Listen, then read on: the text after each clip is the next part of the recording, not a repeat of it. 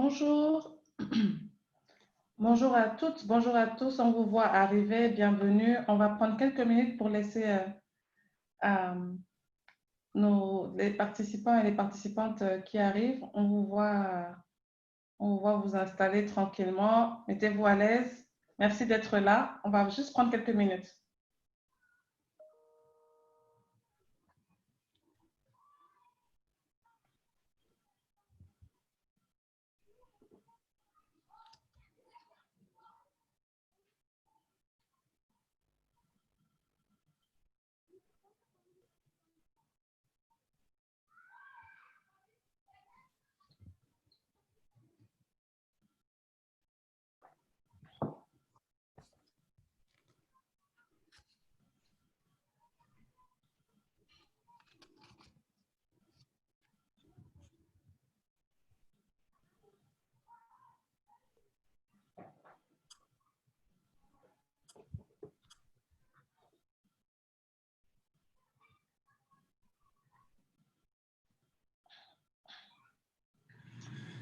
Bonjour, bonjour. N'hésitez pas à nous faire un petit coucou, dire d'où vous appelez dans le chat.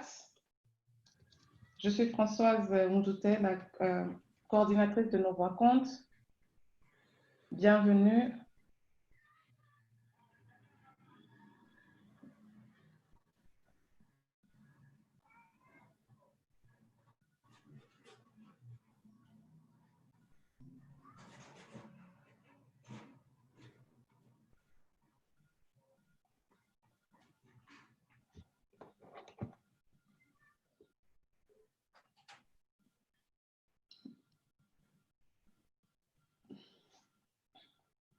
Je pense qu'on va commencer.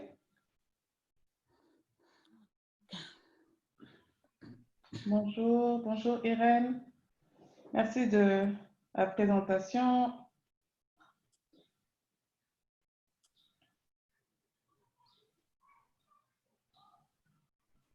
Écoutez, je pense qu'on va commencer puisqu'on a déjà une trentaine de participantes et participants qui sont avec nous. Les autres, je pense, arrivent, on les voit arriver.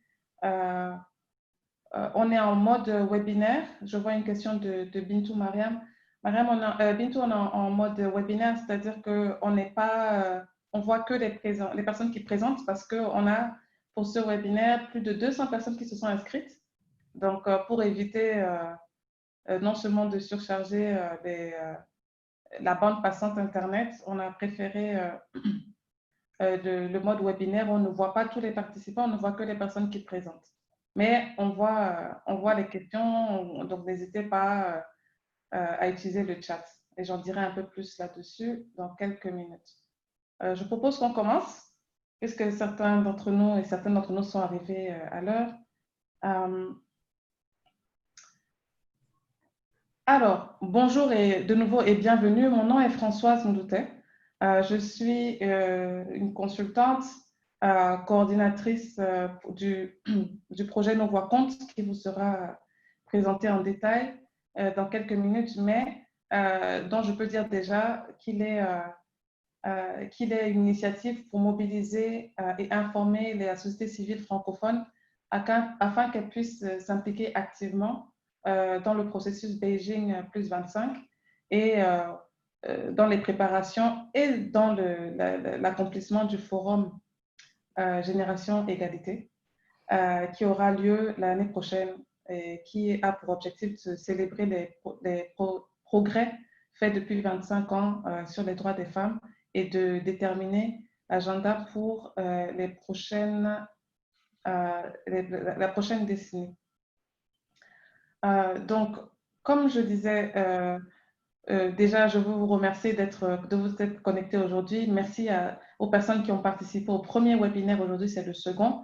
et qui sont de retour. Et il y aura peut-être quelques petites répétitions pour vous, mais nous avons pris en compte toutes vos recommandations. Merci à toutes les personnes qui m'ont envoyé leurs retours, leurs recommandations, leurs suggestions. Je sais que je n'ai pas encore répondu à vous toutes et à vous tous, mais je vais le faire en détail et individuellement. Mais merci infiniment. Vous nous avez permis de faire quelques petits changements dans les webinaires pour plus d'efficacité. Et je vous explique ça dans un petit instant. Juste pour quelques indications techniques, comme je disais tout à l'heure, n'hésitez pas à utiliser la fonction chat de Zoom en bas de votre écran pour si vous avez des commentaires, si vous voulez vous présenter, etc. En revanche, si vous voulez poser des questions, on aura une session de questions-réponses après chaque présentation. Merci d'utiliser la fonction questions-réponses, Q et A, pour poser vos questions. Ça nous permet de faire la différence entre les questions et les commentaires. Ça nous permet aussi de nous assurer qu'on ne perd aucune de vos questions et que si on n'a pas l'occasion d'y répondre, on vous enverra les réponses par email par la suite. Donc, je propose de commencer, comme la dernière fois, par un petit message audio. Je vais donc partager mon écran. Un petit message audio qui nous vient de Madame Angélique Kidjo, qui est la fondatrice de la Fondation Batonga et qui a un petit message pour nous. Je vous le passe tout de suite. Un instant, s'il vous plaît. Voilà.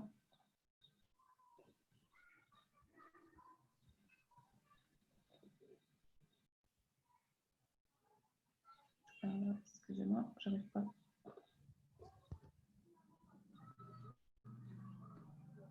Je ne sais pas si vous voyez la vidéo déjà. Voilà, elle est là.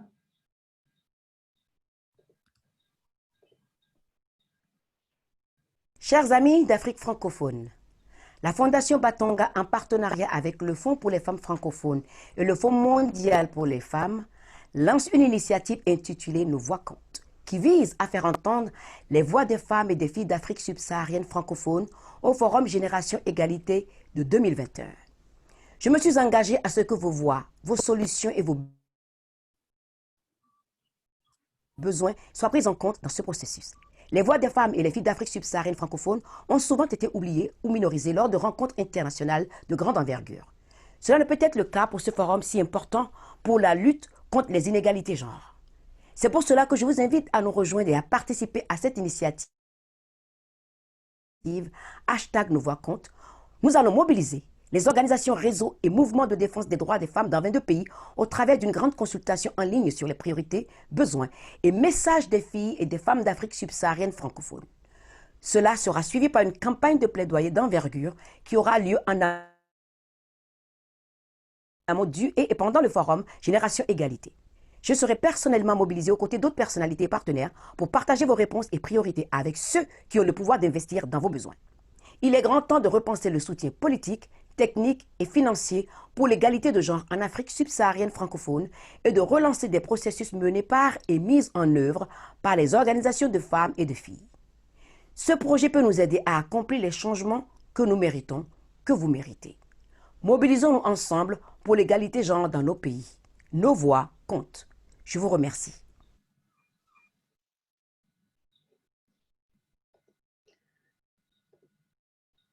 Voilà, merci à Angélique Kidjo pour ce message et merci à la Fondation Batonga de nous avoir permis d'avoir ce message de sa part. Alors, ce que je vais faire maintenant, c'est de nouveau donc vous présenter un petit peu ce qui va être dit pendant ce webinaire. Donc, voilà.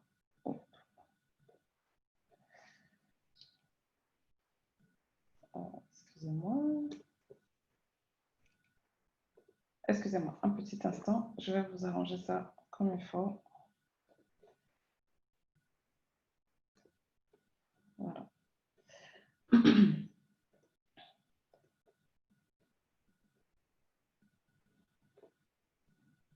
Je sais.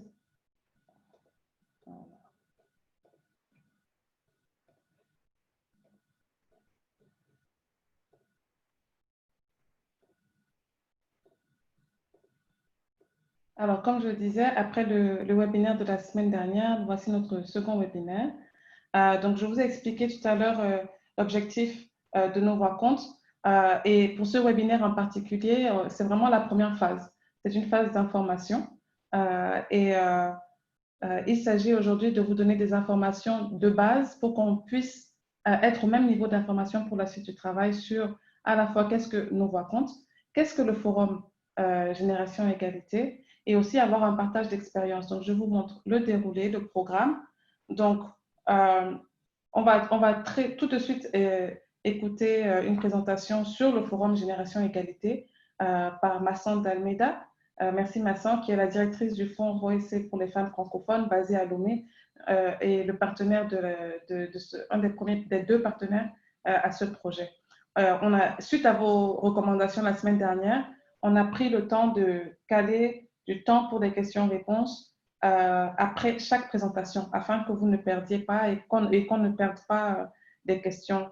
Donc, on aura une session de questions-réponses. N'hésitez pas à poser vos questions en utilisant la fonction Q&A et non la fonction chat afin qu'on ne les perde pas et on y répondra. Donc, vous écrivez par écrit et vous les mettez par écrit et nous, on va y répondre au fur et à mesure.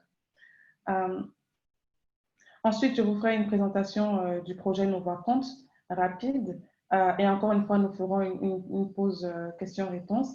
Et enfin, nous entendrons une présentation, un partage d'expérience de Madame Cécile Duc-Barré, qui travaille à Médecins du Monde au Burkina Faso comme coordinatrice du plaidoyer et qui nous parlera de comment son organisation Médecins du Monde Mission Burkina Faso mobilise les décideurs politiques au Burkina Faso et en Afrique francophone, ainsi que la société civile, en vue d'une participation effective au Forum Génération Égalité. Ensuite, on aura encore quelques questions pour Cécile, et enfin, on pourra boucler. Donc, on a prévu 1h30 et on va vraiment essayer de respecter votre temps et de ne pas aller plus loin que ça. Donc, Masson, si tu es prête, tu peux y aller. D'accord. Merci beaucoup, Françoise.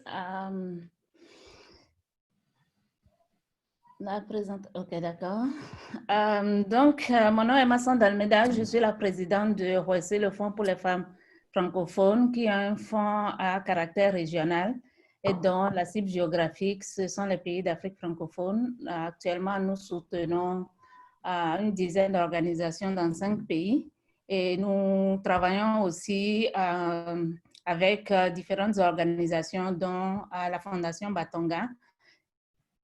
J'espère qu'après, Françoise va présenter un peu la Fondation, qui n'est pas très connue dans d'autres pays, pas beaucoup d'entre nous au sein du mouvement des femmes. Donc, je vais présenter brièvement le Forum Génération Égalité. Je suis sûre que plusieurs d'entre vous en ont déjà un peu entendu parler.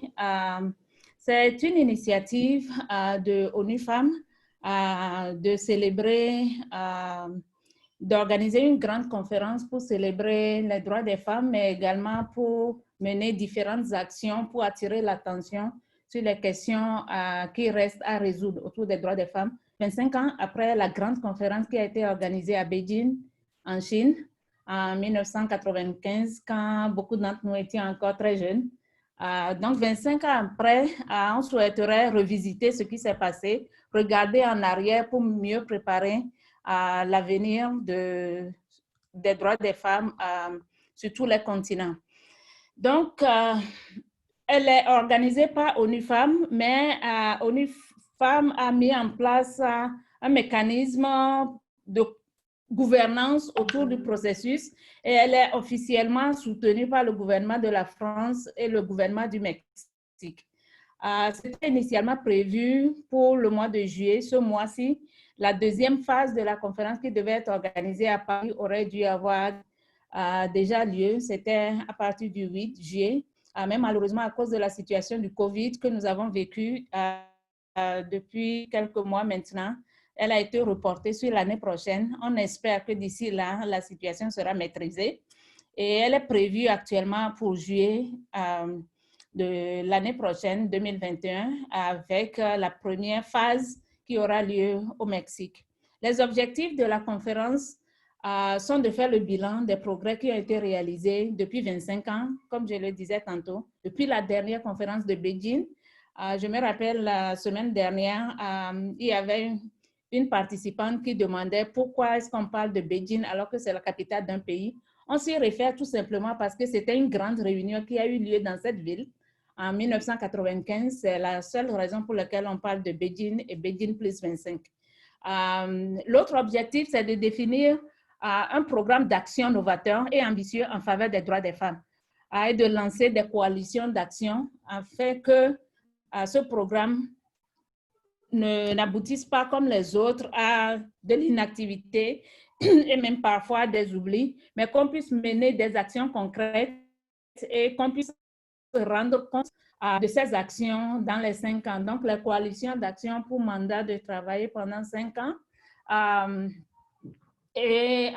Ça va cadrer aussi avec le plan d'action, l'agenda 2030 et la décennie des Nations Unies 2020-2030 pour les objectifs de développement durable.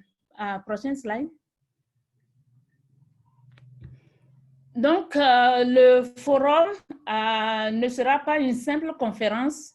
Les organisatrices, en partenariat avec la société civile, ont décidé qu'on va se focaliser sur 6 coalitions d'action. Et chacune des coalitions, en fait, vont travailler sur des thématiques spécifiques. Et à l'intérieur, elles vont porter des actions. Donc, il ne s'agit pas d'activités comme ce que font nos organisations dans nos pays. Ce ne sont pas des initiatives qui vont venir les doubler, mais ce sont des actions qui vont mobiliser différentes parties prenantes pour mener des actions concrètes pour faire avancer l'agenda des femmes dans plusieurs domaines. Donc, les objectifs, c'est de mobiliser, de dynamiser l'action collective, de susciter un dialogue intergénérationnel, tant au niveau mondial qu'au niveau local, nos pays, mais au niveau régional et au niveau mondial, qu'il puisse y avoir des initiatives, de stimuler l'investissement public et privé, parce que c'est difficile, nous le savons, de travailler sur le terrain sans ressources. Donc, on a besoin de financement pour ce mouvement, pour tout ce que nous sommes en train de faire.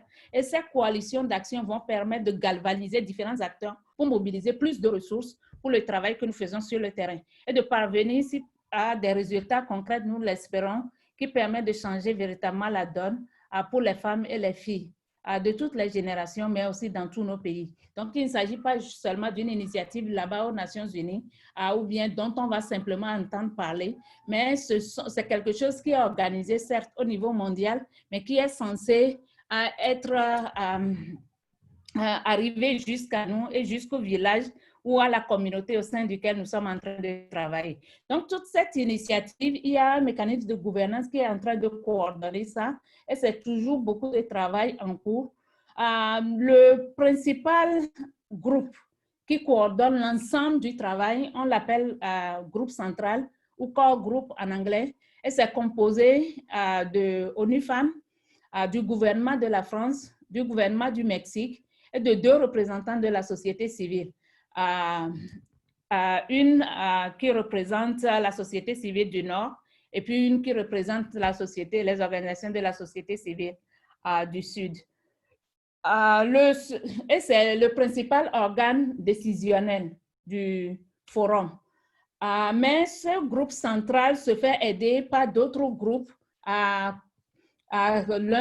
qu'on appelle le groupe consultatif de la société civile, qui est composé de 21 membres de la société civile et qui représente différentes organisations intervenant dans différents domaines. C'est un groupe qui se réunit souvent et qui apporte ses lumières aux initiatives qui sont menées par le groupe central et le soutien dans cette décision, notamment dans le processus de sélection des leaders et dans le processus d'élaboration et de conception du forum lui-même. L'autre groupe, c'est le comité de pilotage multi-acteurs.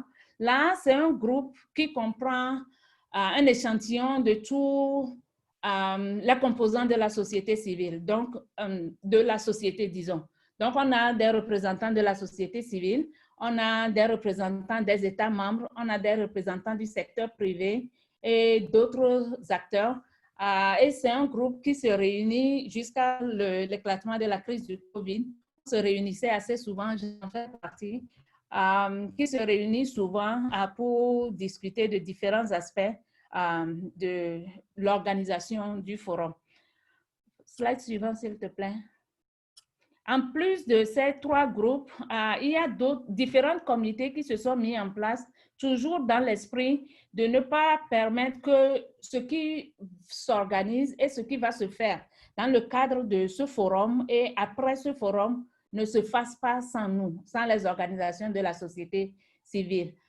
Donc, on peut citer le groupe de travail des jeunes, Pékin plus 25, qui sont aussi très actifs et qui ont même participé dans les 2 réunions qui avaient été organisées par le groupe multi-acteurs. Donc, c'est un groupe très dynamique de jeunes qui font beaucoup de plaidoyer, qui font beaucoup de pression. Ils ont réussi à faire pression pour que des représentants jeunes siègent parmi les leaders de toutes les coalitions d'action. Ça a été vraiment une victoire. Ce n'était pas prévu au départ comme ça, mais ils ont vraiment poussé et ils sont arrivés à l'avoir. Ce ne sont pas seulement des femmes, il y a aussi des jeunes hommes très féministes dans ce groupe-là. Donc, nous encourageons vraiment les jeunes francophones à s'y intégrer aussi. Malheureusement, dans tous ces espaces, il y a peu de francophones et nous espérons que cette initiative qui est menée actuellement par la Fondation Batonga va permettre d'avoir plus de représentants francophones dans ces espaces. On peut citer aussi Beijing Plus 25 Advisory Working Group, c'est le comité des Nations Unies sur le statut de la femme, celle qui organise les réunions parallèles au CSW, qui a mis en place ce groupe et c'est un groupe qui est ouvert pour tous et vous pouvez simplement vous inscrire, vous allez commencer par recevoir les informations, mais aussi par pouvoir contribuer. Même ici, nous pouvons citer notre initiative Nos Voix comptent, parce que c'est un début d'initiative, certes, mais nous voulons essayer de galvaniser à travers cette initiative les francophones pour que ce qui se passe là et ce qui se passe actuellement dans le cadre de la préparation de ce forum ne se fasse pas non plus sans nous, les francophones. Slide suivant, s'il te plaît.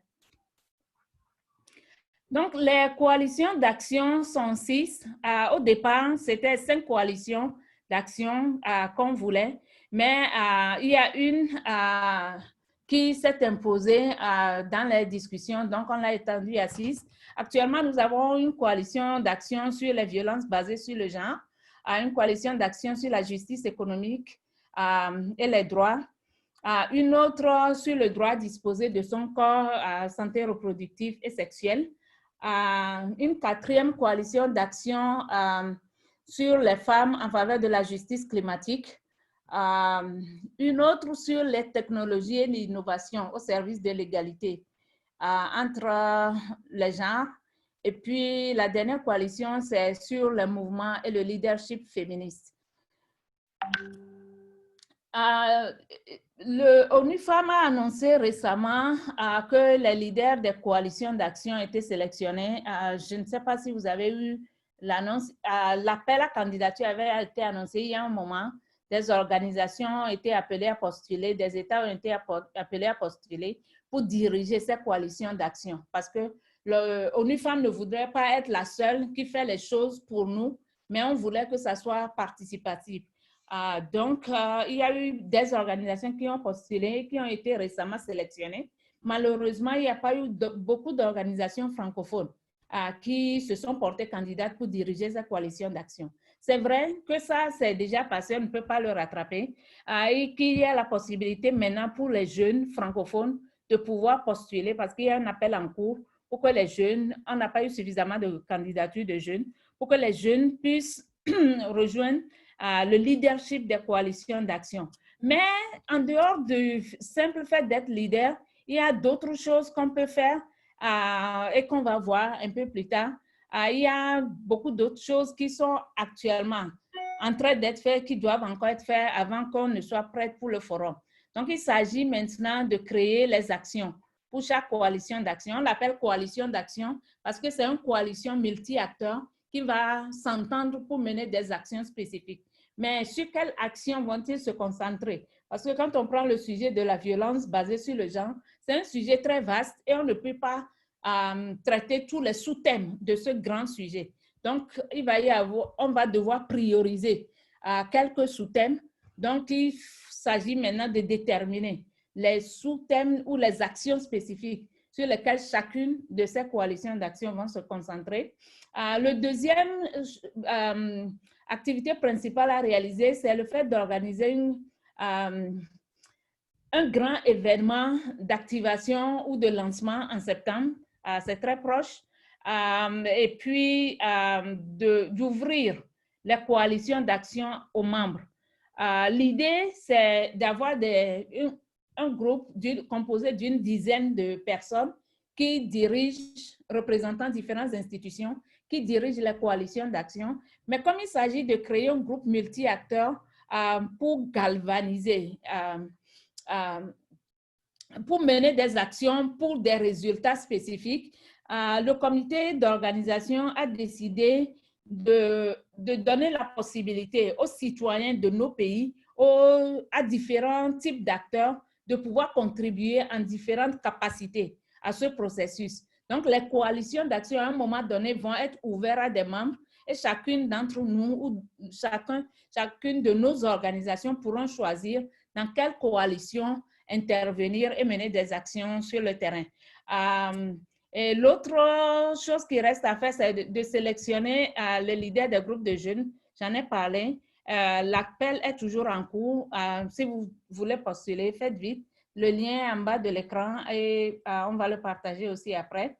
Et il s'agit de confirmer également différents partenariats politiques, techniques et financiers autour du forum et d'organiser physiquement maintenant les deux forums. Le forum du Mexique, qui est prévu pour mars, espérons qu'elle pourra avoir lieu cette fois-ci, et le forum de Paris qui doit se tenir en juillet 2021 en France. Il reste aussi à organiser les plans d'action pour ces différentes initiatives. Les enjeux. Quels sont les enjeux actuellement de tout ce dont on vient de parler pour nous? Elles sont de 3 ordres. La représentation et l'influence, le financement et les opportunités que représente ce momentum, et puis le renforcement du mouvement. Au niveau de la représentation et de l'influence, comme je le disais, les francophones, les femmes, nous les femmes et les filles francophones en général, mais surtout d'Afrique subsaharienne, nous sommes absentes au niveau des initiatives qui sont en train d'être menées. Donc, nous allons utiliser toute la possibilité que nous avons pour pouvoir nous assurer que nous sommes représentés physiquement dans les deux forums, mais aussi virtuellement dans toute initiative relative au forum pour que nous puissions influencer ce qui va avoir lieu. C'est pourquoi le nom de cette initiative me plaît beaucoup, Nos voix comptent. Et il faut que chacune d'entre nous, nous assurons que nos voix comptent dans ce processus. Le financement et les opportunités, c'est vrai, ce forum, le forum de Paris, c'est prévu pour qu'on puisse avoir environ entre 7 000 et 8 000 participants. Et celui du Mexique, qu'on puisse avoir environ 2 000 participants. On a besoin de moyens pour pouvoir y aller. Donc, c'est un moment pour mobiliser des ressources pour faciliter notre participation. Mais au niveau des organisatrices aussi, c'est important pour elles de pouvoir trouver les ressources pour pouvoir soutenir les organisations. Donc, n'attendons pas que quelqu'un nous invite à ces événements, mais déjà dès maintenant, commençons à voir où est-ce que nous pouvons trouver les ressources pour nous permettre de pouvoir participer, contribuer à ce processus en cours. C'est aussi également une grande opportunité pour renforcer le mouvement, parce que déjà cette opportunité que Batonga nous donne de pouvoir parler et discuter de ce sujet, c'est quelque chose qui nous renforce déjà. Utilisons également cette opportunité pour apprendre à travailler ensemble, à nous renforcer davantage en tant que mouvement pour les droits des femmes francophones. Slide suivant, s'il te plaît. Maintenant, comment participer? Nous nous encourageons à participer. Comment est-ce que nous pouvons participer à à ce forum? La première chose, c'est d'avoir l'information. Notre grand problème en tant que francophones, c'est l'accès à l'information. Beaucoup de choses se passent dans le monde et nous ne sommes pas au courant. Donc, faisons l'effort pour cette fois-ci de ne pas attendre que quelqu'un nous apporte l'information, mais que quelqu'un nous apporte l'information, mais allons chercher l'information. Il y a le site qui a été créé, Nova Compte, où nous rassemblons des informations. Il y a le site de ONU Femmes, Forum Génération Égalité, sur lequel on peut trouver des informations. Essayons de participer aux discussions et à toute opportunité qui est liée à cette initiative et de rejoindre le moment venu à la coalition d'action. Slide suivant, s'il te plaît.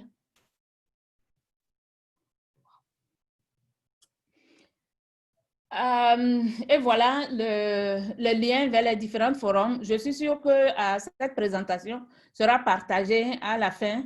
Donc, vous pourrez avoir facilement accès à ces différents liens pour vous informer régulièrement au cas où les informations ne sont pas retransférées par d'autres personnes pour vous permettre de pouvoir y avoir accès.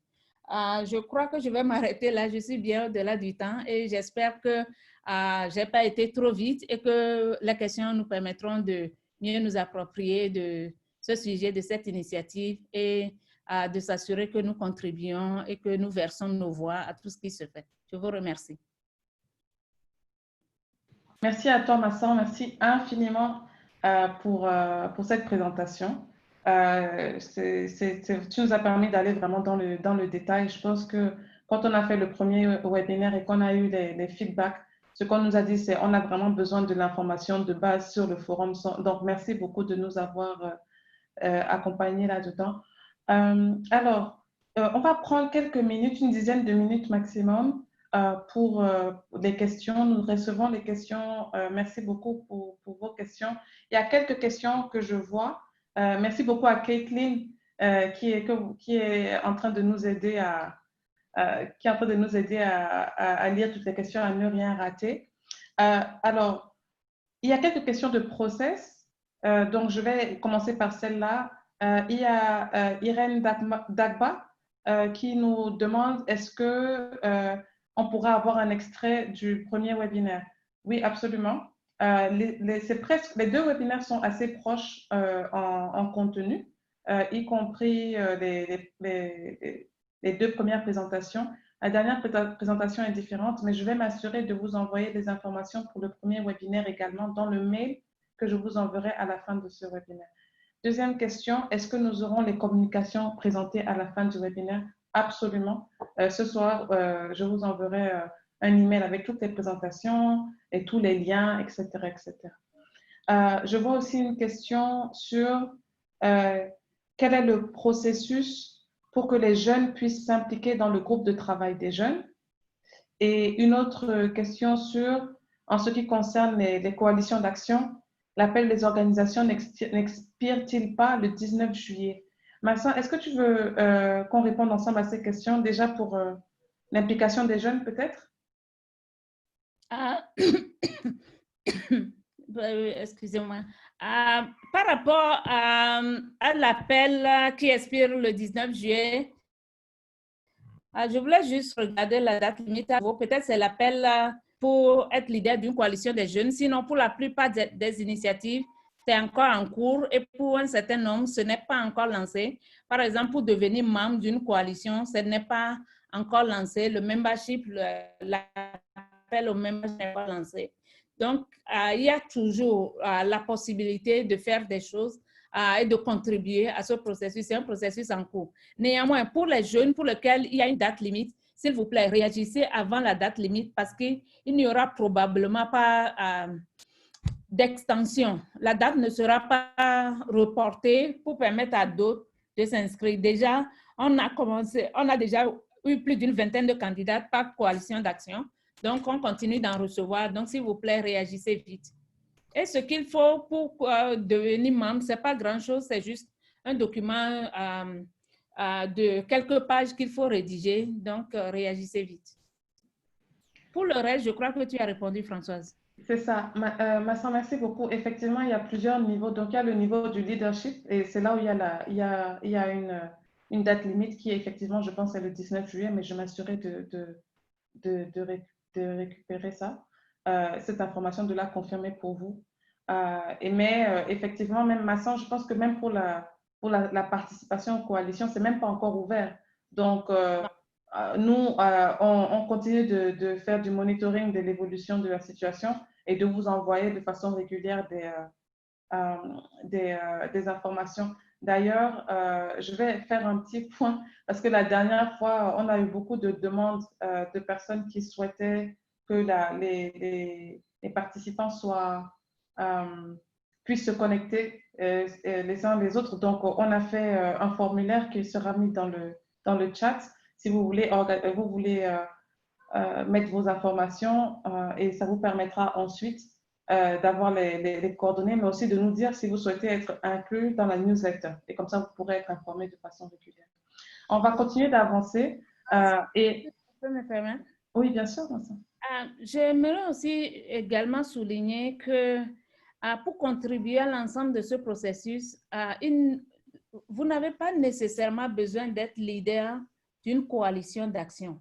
La contribution peut être à différents niveaux, et tant pour le Forum de Mexico que pour le Forum de Paris, n'attendons pas d'aller au forum et d'aller voir ce que les autres ont fait. Nous pouvons, dès que les inscriptions seront lancées, il y aura des événements parallèles qui peuvent être organisés pendant le forum, pour Paris surtout, et pour Mexico, si ce n'est pas possible d'organiser pendant le forum, vous pouvez créer vos initiatives parallèles pour aller organiser quelque chose là-bas. Voyez avec l'autre organisation sœur dont vous êtes sûr qu'il sera là-bas. On peut faire des choses ensemble pour s'assurer que nos voix sont entendues. Donc, n'attendons pas que ce soit des gens qui nous appellent à venir se joindre à une initiative ou bien seulement participer à ce que les organisatrices nous proposent. Nous pouvons initier des choses et aller leur demander la possibilité de l'organiser parallèlement ou bien conjointement avec elles. Absolument. Et nous pouvons aussi faire nos choses au niveau où on travaille, au niveau des communautés, dans les pays, dans les villes. Et après, vous pouvez utiliser justement nos voix compte comme une façon de faire remonter l'information. Donc, ne vous sentez pas limité. Alors, je vais de nouveau partager mon écran avec vous pour la suite, parce que je ne vois pas de nouvelles questions sur cette présentation. Merci pour vos questions. Donc, je vais maintenant vous présenter un petit peu le projet et l'initiative Nos Voix comptent en elle-même. Alors, donc en fait, je veux juste vous parler un peu de Nos Voix comptent, le pourquoi, le comment, le qui, donc vraiment vous donner toute l'information nécessaire. Alors, comme je disais au début de ce webinaire, la Fondation Batonga, qui est une fondation créée par Angélique Kidjo, la chanteuse béninoise et activiste, pour soutenir les droits des femmes dans son pays et dans la région, en Afrique, de façon plus globale. C'est une organisation qui a beaucoup travaillé au début sur l'éducation des filles et qui aujourd'hui travaille de façon plus générale sur l'autonomisation des femmes et des filles et des jeunes femmes en particulier, leur donner les clés de leur autonomisation. Alors, je dirais que l'initiative Nos Voix comptent est née d'un constat. D'abord, le premier constat, c'était que l'année 2020 est un moment clé, un moment charnière pour les droits des femmes. Hassan nous l'a expliqué, donc je ne rentrerai pas trop dans les détails, mais avec le forum, c'est vraiment l'occasion de faire le bilan et aussi de fixer de nouvelles priorités stratégiques pour la promotion des droits des femmes et pour l'égalité des genres. Ensuite, le deuxième constat, c'est que comme d'habitude, dans ce processus, la participation et l'inclusion des voix de la société civile d'Afrique subsaharienne francophone est un grand point faible. Il n'y a pas assez d'accès à l'information ni à la documentation. On n'a pas accès aux espaces de coordination et de décision, en grande partie, mais pas uniquement, parce que ces espaces sont majoritairement anglophones. Donc, l'idée, c'est qu'on s'est dit, si on ne fait pas quelque chose de spécifique et de délibéré pour que nos voix comptent, nos voix ne vont pas compter. Et c'est pourquoi il y a eu ce besoin de créer une initiative en ce sens. Alors, les objectifs sont d'abord de créer une circulation de l'information. Il faut que nos mouvements, nos organisations, nos réseaux aient accès à l'information, par exemple, ce que Masson vient de partager. Et il y a beaucoup d'organisations qui ont participé au premier webinaire qui nous disaient on ne savait pas du tout que tout ça se faisait. Donc, il y a vraiment le premier objectif, c'est que nous soyons tous et toutes au même niveau d'information sur le forum Génération Égalité parce que on le sait, l'information, c'est le pouvoir. Si on n'a pas d'information, on ne peut pas participer. Deuxièmement, c'est identifier nos priorités. En tant que société civile d'Afrique francophone, quels sont les sujets qui sont importants pour nous? Quelles sont les recommandations que nous pouvons donner pour chaque coalition d'action, etc. Donc, une fois qu'on aura fini les webinaires, que nous sommes en cours, donc on en a fait 2 en juillet et on en fera 2 autres en septembre qui sont des webinaires d'information. Ensuite, on va faire une consultation auprès de toutes les organisations qui ont participé au webinaire et bien d'autres qui souhaiteront participer pour ensemble identifier les priorités. Et une fois ces priorités faites, on va commencer à en tirer des messages de plaidoyer. Et donc, on va faire un mouvement, un effort de plaidoyer. Donc, ça, c'est le troisième objectif, qui est de promouvoir et de faire entendre les voix francophones dans ce processus. Donc, on va utiliser ces messages identifiés pendant la consultation pour un peu bousculer, je dois le dire, hein, à la fois pendant la phase préparatoire au forum et pendant le forum lui-même, pour vraiment faire entendre ces messages. Et il y a un objectif qui est transversal, qui est, comme le disait Masson tout à l'heure, de renforcer le mouvement pour les droits des femmes et des filles en Afrique subsaharienne francophone. De 2 façons. D'une part, en permettant à nos organisations et nous, en tant qu'activistes, d'être mieux informés, mieux connectés, mieux coordonnés, mais aussi en poussant la communauté internationale à nous faire de la place. C'est-à-dire qu'il faut faut pas toujours on doit se bousculer, on doit tout bousculer pour se faire entendre, mais on doit les habituer à avoir des bonnes pratiques pour nous inclure dès le départ, au lieu de devoir toujours bagarrer en fait. Alors, qui sont les partenaires? Donc, j'ai parlé de la Fondation Mbatonga qui porte la responsabilité de ce projet. Le projet est mené en partenariat avec le Fonds ROEC pour les femmes francophones que dirige Masson et que Masson a très bien introduit tout à l'heure. Et le projet bénéficie de l'assistance technique et stratégique du Fonds mondial pour les femmes, Global Fund for Women, qui est basé aux États-Unis, qui est un fonds féministe international. Donc, je suis Françoise Mouloutet, consultante, créatrice de la plateforme EALA et coordinatrice de ce projet. Donc, ce serait votre interface, votre interlocutrice première pour ce projet. Excusez-moi, je vais un peu vite parce que je veux laisser le temps aux questions, mais n'hésitez pas à me dire dans dans le chat si je parle trop vite et Masson, je suis sûre que Masson me le dira. Alors, quel est le public cible? Le public que nous servons avec cette initiative, c'est les femmes dans la région Afrique francophone. Tous les âges, toutes les ethnicités, il y a vraiment, on regarde dans l'intégralité, sans discrimination, les femmes et nous souhaitons les servir. On va porter une attention particulière aux filles et aux jeunes femmes qui sont aussi souvent exclues, même au sein de nos propres mouvements. Donc, on fait particulièrement attention à les écouter et à apporter leur voix. Et alors, ça, c'est notre cible, mais alors nos partenaires, c'est vous, les organisations pour les droits des femmes, les organisations, les réseaux, les mouvements de la société civile de façon plus générale. On parlait d'organisations de jeunes. On a beaucoup d'organisations qui travaillent, par exemple, avec les personnes handicapées ou d'autres personnes qui, en fait, ne sont pas de façon prioritaire des organisations de droits des femmes, mais qui travaillent sur les droits des femmes dans le cadre de leur travail. Alors, géographiquement parlant, on a un zoom sur l'Afrique francophone, en particulièrement l'Afrique subsaharienne francophone à laquelle nous ajoutons la Mauritanie. Je souhaite ici dire qu'en gros, c'est les voix francophones qui comptent ici.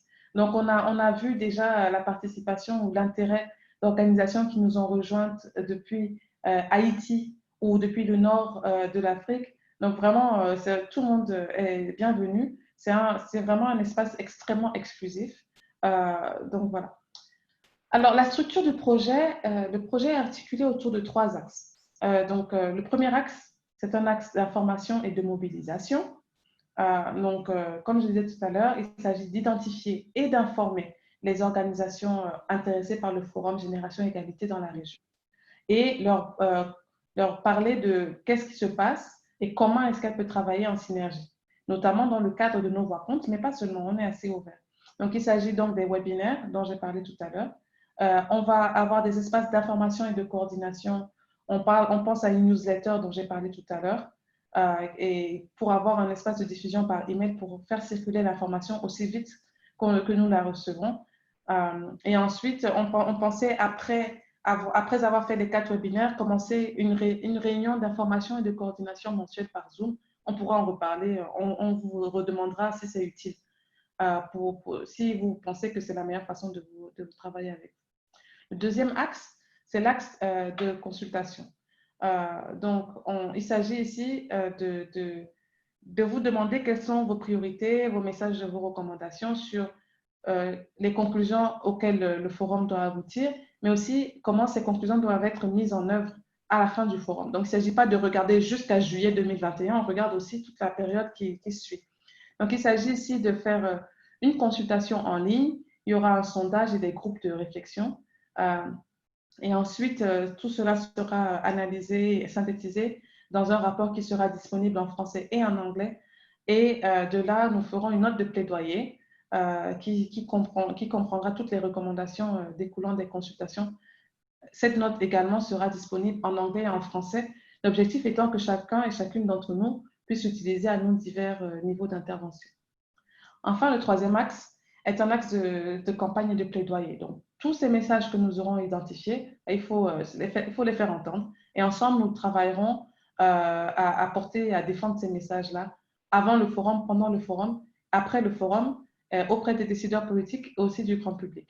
Donc ici, on est en train de réfléchir à quelles sont les meilleures activités possibles et on aimerait en discuter avec vous le moment venu. On pense à une lettre collective, à utiliser les réunions qui seront avec les instances décisionnaires tout au long du forum, de l'organisation du forum, pour présenter autant que possible en utilisant le fait que toutes les 3 organisations qui portent ce projet font partie du mécanisme de gouvernance que Masson a expliqué tout à l'heure. Donc, on a vraiment cet accès-là. Ensuite, on veut mobiliser le grand public en utilisant les médias, en utilisant l'influence de nos championnes et nos champions, tels qu'Angélique Kidjo et d'autres personnes qui pourront être mobilisées. Et enfin, des actions au niveau national qui ne seront pas initiées par nous, mais par vous, mais que nous ferons un plaisir d'amplifier au niveau international. Donc, vraiment, il s'agit de créer une dynamique que vous allez pouvoir, si vous le souhaitez, faire avancer au niveau national. Je voudrais prendre juste une petite minute pour parler des principes et des valeurs qui vont vraiment sous-tendre notre travail ici. Il s'agit déjà du respect et de l'équité, c'est-à-dire que toutes les voix comptent quand on dit nos voix comptent, c'est-à-dire respect et équité de toutes les voix. Donc, ce n'est pas parce qu'on a une petite organisation qu'on se fait moins entendre. Deuxièmement, inclusion, donc de toutes les voix, de toutes les perspectives. Et donc, ça peut arriver qu'on ne soit pas d'accord, mais toutes les voix comptent, c'est très important. Troisièmement, la solidarité. Donc, c'est vraiment un espace où on va vraiment s'aider les unes les autres, les uns les autres. Enfin, le professionnalisme, très important. Je pense qu'une des choses qu'on entend souvent, c'est et la société civile francophone, on ne les entend pas, c'est pas professionnel. Eh bien non, on le sait que c'est pas vrai, on va montrer que c'est pas vrai. Et enfin, c'est important la flexibilité. Comme je disais tout à l'heure, notre but, c'est vraiment d'accompagner et de servir les besoins que vous allez exprimer. Donc, autant que possible, nous allons pouvoir ajuster le tir. Donc, on n'est pas de façon très rigide. Ce qu'on respecte, c'est évidemment notre but, c'est de servir le mouvement. Bien sûr, il faut compter que c'est une petite équipe pour ce projet. Donc, il s'agit de voir ce que nous, on peut faire, de vous demander ce que vous pouvez faire vous-même, mais aussi pour nous d'aller chercher le soutien, la capacité que nous n'avons pas à aller chercher à l'extérieur le soutien que nous ne pouvons pas apporter. Je vais m'arrêter là et prendre des questions si vous en avez. Je regarde dans le chat.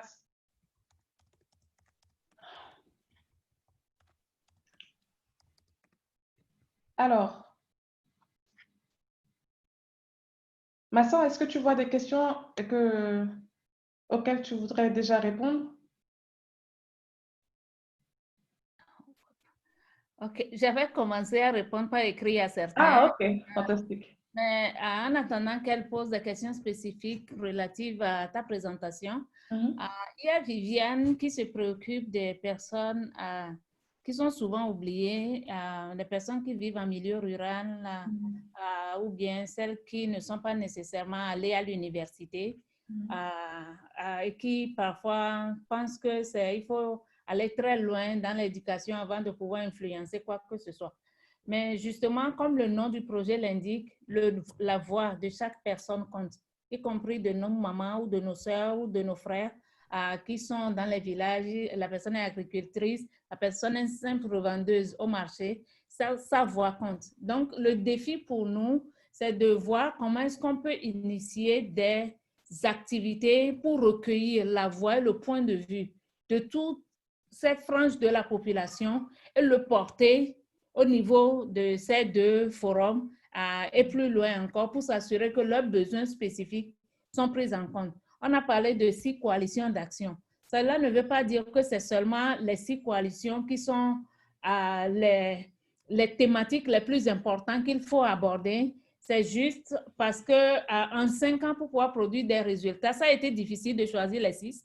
Je vous dis, on était dans la réunion, on a pris toutes les thématiques, mais laquelle est plus importante, laquelle il faut prendre, laquelle il ne faut pas prendre. Actuellement, il y a la thématique sur les conflits qui est en discussion parce que tous ceux qui vivent dans des zones où il y a un conflit pensent que c'est une thématique qui doit être abordée dans les coalitions d'action, mais qui n'est pas encore là. Il y a un travail autour actuellement. Donc, n'attendons pas que quelqu'un nous impose ce qui est important pour nous et ce qu'il faut discuter. On veut choisir, même parmi les peu de thématiques qu'on met en avant, là, quand on prend la thématique sur les violences, quelles sont les priorités au niveau des violences sur lesquelles cette coalition doit travailler. Donc, mhm, voyons ce qui est important pour nous, mais essayons d'intégrer la voix de tout le monde et portons ça. Donc, c'est justement pour ça que cette initiative est là. On sait que l'initiative ne va pas répondre à tous les besoins. Comme Françoise le dit, c'est une petite équipe. Au départ, c'est un petit projet, mais on peut le transformer en tout ce que nous voulons. Je dis, nous n'avons de limite que la limite de notre imagination. Donc, chacune a son rôle à jouer. Donc, si vous faites quelque chose dans votre communauté et vous avez réussi à recueillir des priorités, vous pouvez partager simplement avec la Fondation Batonga à travers ce projet. La Fondation Batonga le reprend, le projet le reprend et on amplifie, on s'assure que ça arrive à tous les niveaux. Donc, s'il vous plaît, ne dites pas que je ne suis pas instruite ou bien que les personnes de certaines communautés sont exclues. absolument. Merci beaucoup, Masson. Et d'ailleurs, je vois une question aussi euh, excusez-moi, j'ai perdu la question, mais il y avait une question du Burkina Faso, je pense, qui nous demandait, le réseau burkinabé des femmes défenseurs, euh, alors, qui nous demande, c'est Florence Ouattara qui nous demande, vos initiatives sont-elles adaptées aux capacités des groupes vulnérables en vue de l'inclusion et l'implication de toutes? Encore une fois, c'est pareil, c'est comme disait Masson, nous on n'a pas nécessairement accès de là où on est basé et de fait de notre capacité aux personnes les plus vulnérables, et c'est aussi pour ça qu'on travaille avec vous. C'est-à-dire que finalement, on espère que nous, on donne une impulsion à laquelle on vous intéresse, parce que vous pensez que c'est pertinent pour vous, et en fait que vous pouvez nous aider à faire euh, entrer dans le mix, en fait, toutes les voies auxquelles vous avez accès, auxquelles nous n'aurions pas accès. Donc, je pense que ça va être très important qu'on travaille ensemble, même dans la façon dont on définit les modalités de la consultation.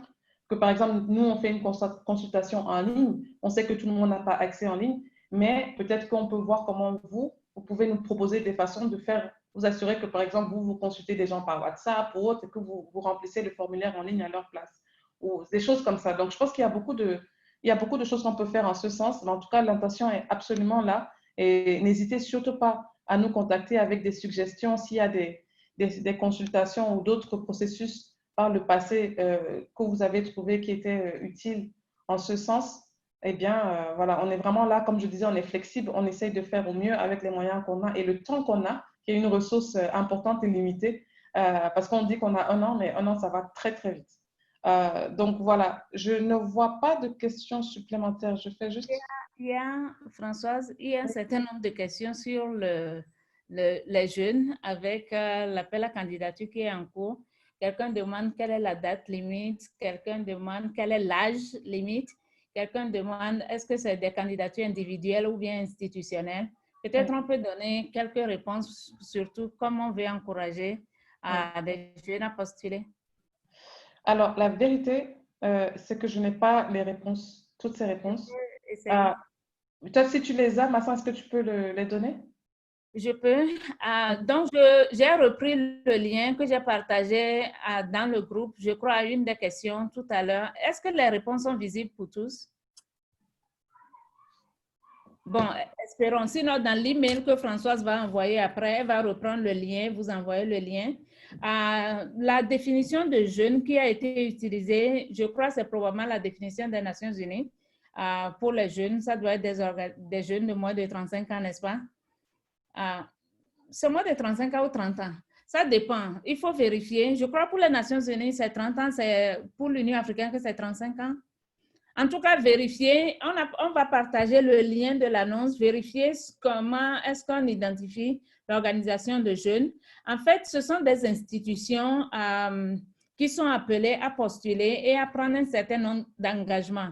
Le lien, je ne sais pas, il y a 2 liens. Il y a un lien vers le site web qui donne juste une introduction avec un lien vers un document PDF qui décrit concrètement les différentes étapes de la candidature que vous devez présenter. Donc, c'est le lien PDF qu'il faut utiliser et essayer. Comme c'est éliminatoire, sachez qu'il y a une sélection qui va être faite et la sélection est faite sur la base de la capacité de votre organisation à pouvoir diriger cette coalition. Si vous représentez les jeunes dans cette coalition, c'est une coalition mondiale. Ça veut dire si vous êtes basé au Cameroun et que vous êtes sélectionné, vous n'allez pas simplement parler pour les organisations de jeunes au Cameroun, mais pas seulement pour toute l'Afrique, mais c'est dans le monde entier. Donc, la sélection va regarder la capacité de l'organisation à pouvoir porter la voix des jeunes et surtout l'argumentaire, les projets que vous avez pour pouvoir jouer effectivement ce rôle. Donc, sachant que c'est éliminatoire, prenez ça en compte en élaborant, en argumentant dans votre demande de manière à ce que ce soit vous qui soyez sélectionné. On a vraiment besoin des francophones, des candidatures francophones. Absolument. Merci beaucoup, Massin. Alors, je vois que dans le chat, il y a des personnes qui n'arrivent pas à remplir le formulaire. Moi, je n'ai pas de problème d'accès. Donc, ce que je vais faire, c'est m'assurer de vous envoyer aussi ce lien-là dans le mail que je vous enverrai à la fin du webinaire. Donc, il n'y a pas de souci. Et Massin, je vais aussi m'assurer d'intégrer le PDF. Comme ça, ce sera facilement accessible à tous les participants. Cécile, merci de nous rejoindre. Je pense que c'est le moment d'écouter ta présentation. Merci de nous rejoindre pour nous parler de l'expérience de médecin du monde au Burkina Faso. Je te laisse partager ton écran si tu souhaites montrer ta présentation. Merci beaucoup d'être là.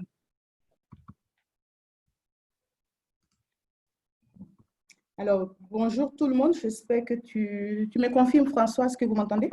Oui, on t'entend très bien et on voit ton écran. Merci. Merci beaucoup. Alors, j'ai l'immense plaisir de vous présenter un peu l'engagement de Médecins du Monde France pour, bien sûr, l'initiative dans le cadre du Forum Génération Égalité. Et pour commencer, comme c'est encore un espace de dialogue, permettez que je vous présente rapidement ce qui est MDM, qui est Médecins du Monde France. Il faut dire que Médecins du Monde France est une association militante et nous sommes engagés depuis plus d'une trentaine d'années dans la solidarité internationale pour soigner les populations les plus vulnérables. Alors, un grand accent qui est mis en tant qu'ONG militante sur les questions donc de droit et de santé. Alors, nous sommes un mouvement international, comme je l'ai dit, et aux soins, nous ajoutons tout ce qui est activité de témoignage, et d'accompagnement des communautés pour le changement social, donc une grande place de mobilisation communautaire et de plaidoyer. Il faut retenir qu'en général, nous ne travaillons pas beaucoup de pays africains, de structures associatives. Nos partenaires connaissent beaucoup en Afrique MDM sur la question des droits en santé sexuelle et reproductive, mais j'aimerais juste ajouter que nous avons en tout 5 priorités d'action. Nous avons des interventions un peu dans le monde sur les crises et les conflits, la réduction des risques, l'accès aux soins pour les migrants, et les questions de santé, environnement, et donc y compris la santé sexuelle et reproductive. Alors, MDM et le Forum Génération Égalité, qu'est-ce que je peux dire? Alors, il faut savoir que, comme toujours, c'est un combat traditionnel pour Médecins du Monde France de pouvoir mobiliser l'Afrique et l'Afrique francophone, l'Afrique au sud du Sahara, pour le respect, la promotion des droits des filles et des femmes. Et comme je le disais tantôt, quand je présentais les priorités d'action, nous avons un plaidoyer fort pour tout ce qui concerne l'accès aux droits en santé sexuelle et reproductive. Alors donc pour ce forum-là, nous nous préparons depuis belle lurette, vous allez le voir dans les slides qui suivent, avec bien d'autres partenaires, pour que les DSSR soient aussi au cœur du forum. Et quand je dis forum, des droits en santé sexuelle et reproductive, c'est vraiment ces droits dans toutes ses composantes, intégrant l'approche genre et bien sûr englobant toutes les interventions sur les VLG, les violences basées sur le genre, la prévention du cancer du col et l'utérus. Et bien sûr, vous allez avoir les présentations et à la lecture, vous verrez que ce sont des domaines larges en termes de santé des femmes que nous portons traditionnellement sur les terrains, dans nos missions africaines, et nous allons porter aussi pour ce forum-là. Alors, depuis le lancement de ce processus Génération Égalité, je vais résumer en quelques actions ce qu'a été les mouvements et l'engagement de MDM avant de vous donner quelques détails. D'abord, beaucoup de formations, que ce soit à l'interne du personnel et de nos partenaires au niveau national, je vais en revenir. Beaucoup d'informations, je pense que Almera en parlait tout à l'heure, nous manquons d'informations et je peux confirmer que c'est vraiment le cas. Et quand je prends le Burkina où je réside, les OSC vraiment n'avaient pas les informations sur ce forum et comme bien d'autres cadres de dialogue dans lesquels nous devons nous positionner vraiment pour la promotion des droits des femmes. Et donc, MDM a mis comme priorité à chaque événement ou avant même ces événements-là, de mobiliser les coalitions. Et c'est pour cela qu'en termes d'information, nous avons porté l'information sur le forum à la coalition Stop grossesse non désirée et cancer du col de l'utérus, qui est une initiative de mobilisation d'OSC nationale au niveau du Burkina pour nos interventions et les financements, l'appui technique pour les droits en santé sexuelle et reproductive, pour passer l'information d'abord pour ce forum, dans le but que cette coalition qui compte quand même plus d'une trentaine d'OSC puisse en parler autour. Nous avons aussi utilisé les réseaux sociaux pour la mobilisation, pour l'information. Et il y a non seulement cette mobilisation, mais pousser vraiment les partenaires OSC à s'inscrire à ces différents événements-là. Et il faut se dire que nous avons beaucoup mis l'accent sur les jeunes, les femmes. Et nous avons amené non seulement à comprendre ces cadres-là, mais à s'intéresser, à s'inscrire. Bon, il y a beaucoup de difficultés souvent ou comment on appelle ça, de leçons apprises autour de ces mobilisations et qui sont des défis que je vais présenter après. Alors, nous avons travaillé aussi à susciter la mobilisation des ressources. Vous savez qu'un des problèmes aussi, c'est la possibilité financière et technique aussi de participer à ces cadres-là. Vous allez voir par la suite comment nous faisons. Et bien sûr, la mise en œuvre des activités au niveau national. Parce que Génération Égalité, c'est toutes ces activités dans toutes ces formes au niveau national, pour que les gens puissent avoir du genre Génération Égalité at home, c'est-à-dire sur place. Et depuis le lancement, nous sommes avec les partenaires en train de mettre en œuvre un certain nombre d'activités et vous allez comprendre. Dans ce processus-là, quand je dis des activités sur place au niveau interne, Il faut dire que dans tout le long du processus, que je ne détaille pas ici par étapes, quand est-ce et comment on l'a fait, mais je note que ça a été une collaboration avec nos partenaires OSC pour continuer le plaidoyer que nous faisons au Burkina et aussi accélérer certains axes de plaidoyer. J'aimerais prendre l'exemple du plaidoyer sur la gratuité de la planification familiale. Vous savez que le Burkina, depuis le 1er juillet, est passé à l'échelle pour cette gratuité. Et donc, il y a un travail de collaboration interministérielle et que nous poussons vraiment et surtout nous engageons des OSC nationales à faire pour porter cette gratuité et le suivi de cette gratuité tant au niveau national qu'au niveau international, y compris donc que cette redevabilité se fasse au niveau du Forum de Génération Égalité.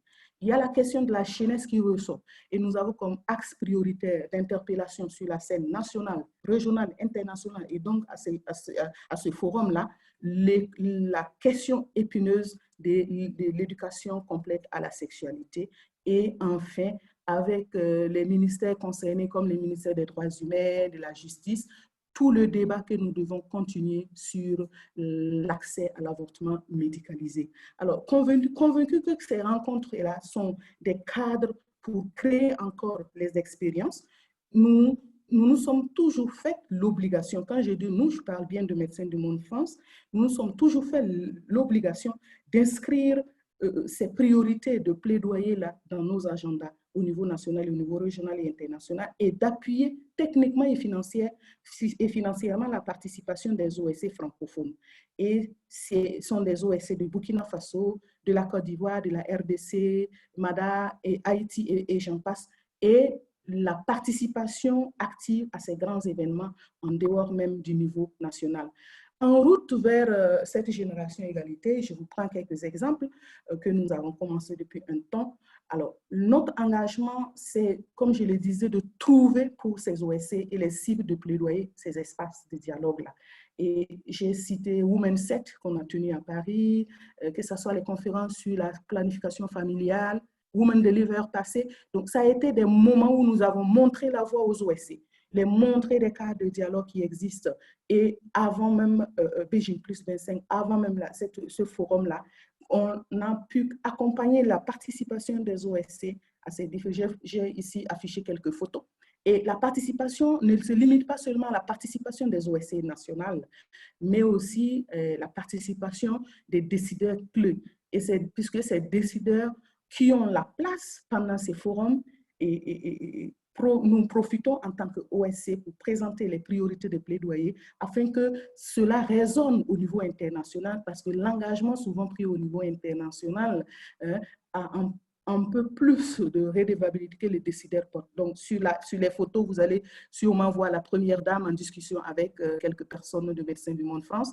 Donc, pour dire que ce sont des espaces de plaidoyer avec la présence d'OSC de la Côte d'Ivoire, du Burkina, que vous voyez dans certaines photos, surtout la Société des gynécologues, l'Association des femmes juristes de la Côte d'Ivoire, ainsi que du Burkina Faso, et j'en passe. Donc, ce sont des exemples et des cadres et de participation décideurs politiques ainsi que, j'ai oublié la ministre de la Femme, ainsi que des OSC, pour vous dire que c'est une tradition chez nous, et cet engagement d'ouvrir les voies, de porter les voix de l'Afrique francophone et de les faire participer même au-delà des frontières pour que leur voix compte.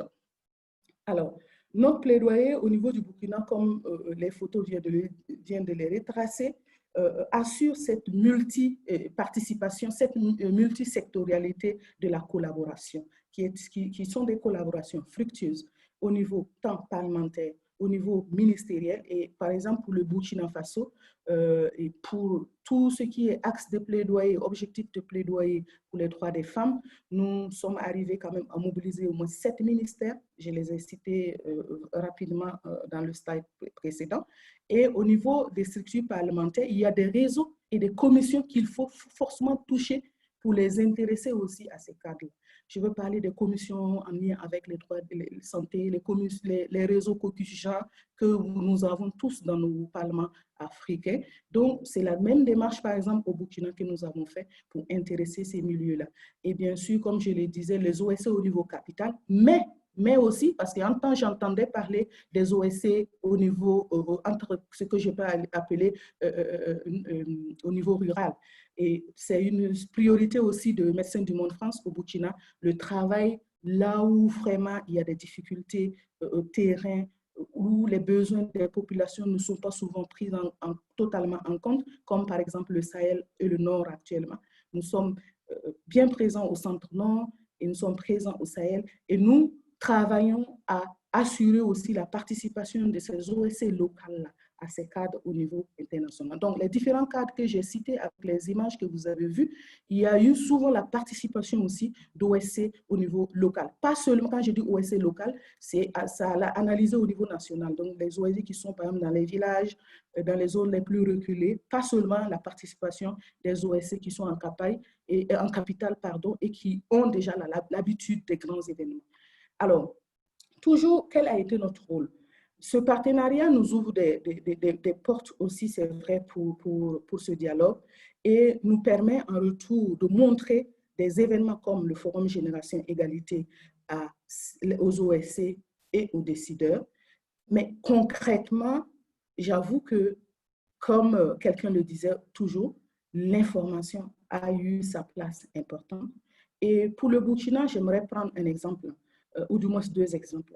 Je sais qu'avec Équilibre et Population, nous avons bataillé dur pour que la question de postuler à la coalition DSSR soit prise au niveau du Burkina. Et je me rappelle de ma collègue de Equipop, une de nos rencontres après Nairobi, puisque nous sommes réunis pour faire le bilan de Nairobi plus 25, après notre participation à Nairobi. Et bien voilà, on était au dernier jour, et l'avant-dernier jour, pardon, et il n'y avait rien au niveau du Burkina, personne qui présentait. Alors, ma collègue et moi, on s'est dit, il ne faudra pas que ce soit une opportunité de rater. Alors, MDM et Equipop, on s'était donné donc comme obligation de donner encore plus d'informations. C'est parce que ce n'est pas souvent la faute des gens, que ce soit les OSC, que ce soit les décideurs au niveau gouvernemental, il n'y a pas l'information. Et je peux vous dire que certaines remarques ici que Françoise a relevées et Almera aussi, l'information sur ces cadres-là. Donc, nous avons bousculé dur, nous avons eu les drafts dû travailler les drafts des lettres d'intention pour envoyer.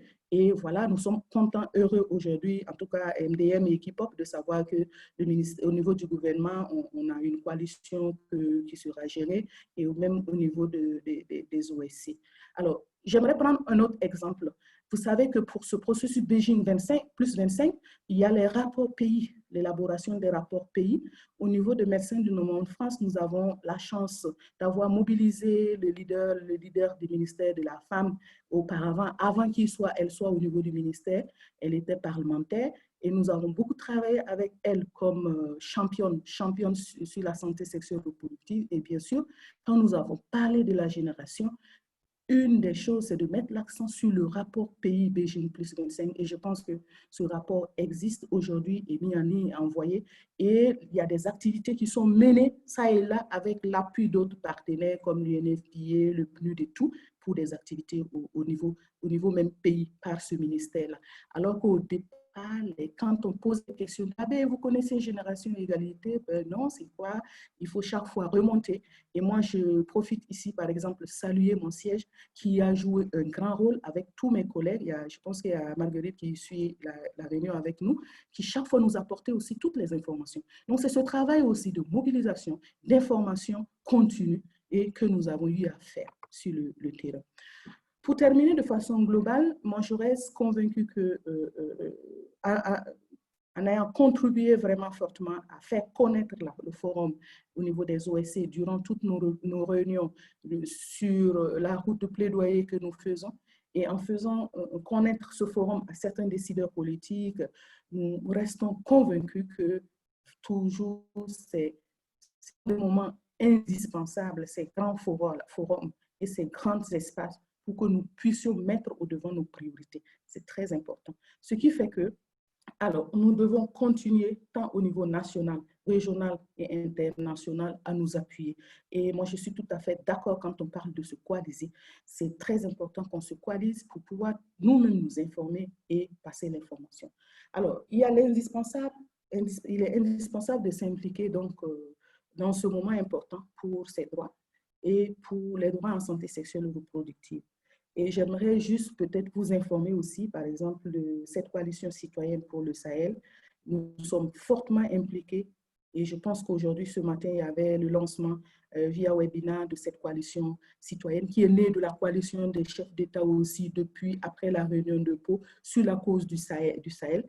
Et nous continuons à mobiliser et nous pensons que si nous devons, nous, avec la Fondation, inscrire une des priorités, c'est de faire de telle sorte que les piliers de cette coalition société civile Sahel puissent être pris en compte lors du forum. Et MDM étant membre de cette coalition citoyenne pour le Sahel, nous nous ferons le plaisir que dans ce que nous construisons ensemble, Françoise, pour que ce soit pris en compte parce que les piliers sont clairs et rentrent en droite ligne pour aussi interpeller les États pour le respect des droits des femmes. Alors, c'est important de faire participer l'Afrique, mais de continuer aussi à pousser l'agenda pour que ces coalitions mettent l'accent sur les crises phares actuelles pour tout ce qui en est avec les droits des femmes. Et je vais rebondir ici sur des droits spécifiques.